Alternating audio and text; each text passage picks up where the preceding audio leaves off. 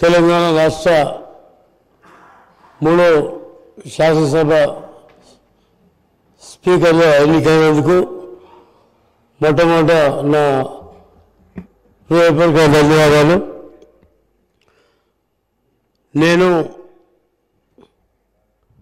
మీరు పవిత్ర స్నేహితులం.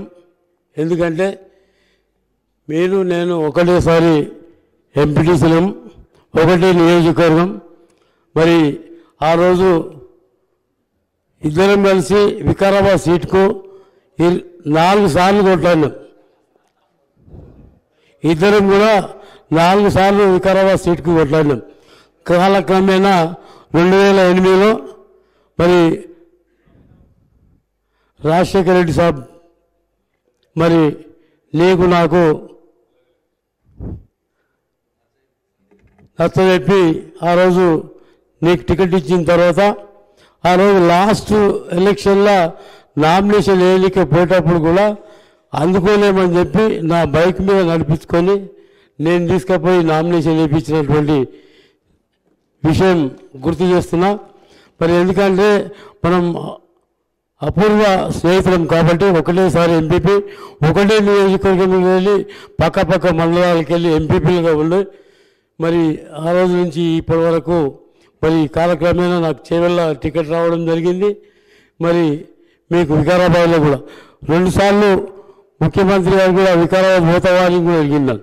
మొన్న వికారాబాద్ పోమని కూడా చెప్పిండు. ఆయన కూడా నేను వికారాబాద్ పోను సార్, చేవెళ్ళకి వెళ్ళి ఉంటాను చెప్పి.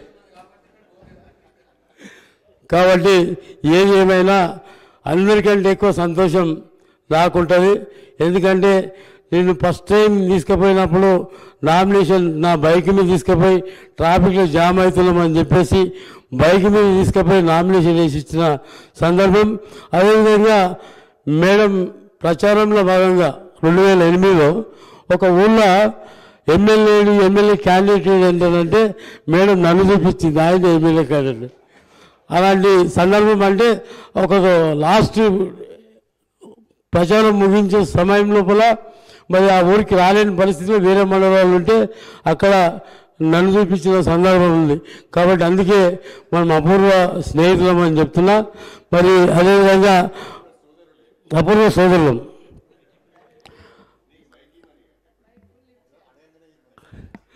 మీరు సభ్యులందరూ కూడా గౌరవ మర్యాదలు, మరి వాళ్ళ హక్కులకు ఎలాంటి భంగం కలగకుండా మరి ఒక దిగువ స్థాయి నుంచి ఉన్నత స్థాయికి ఇలా తెలంగాణ రాష్ట్రం స్పీకర్ స్థానం పవిత్రమైంది, అసెంబ్లీ పవిత్రమైంది. కాబట్టి అత్యున్నత స్థానంలో మీరు ఉన్నందుకు, మిమ్మల్ని ఎంపిక చేసినందుకు, మరి భగవంతుని కృప వల్ల మీరు ఎంపికైనందుకు మాకందరికీ కూడా హృదయపూర్వక ధన్యవాదాలు.